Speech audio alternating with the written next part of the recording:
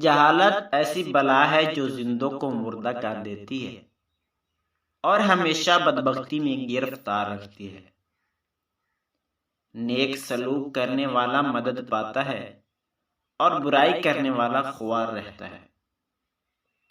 تیرا بھائی اور دوست وہ ہے جو تجھے نیک کام کی ہدایت کرے اور برے کام سے منع کرے اور آخرت کی اصلاح کا معاون و مددگار ہو۔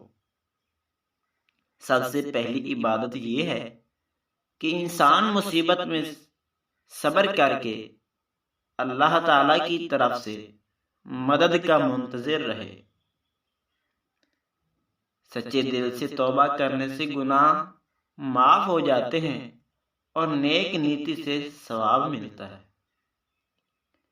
غنی وہ ہے جو قناعت کرے اور باعزت وہ ہے جو اللہ تعالی کی اطاعت میں مصروف ہو۔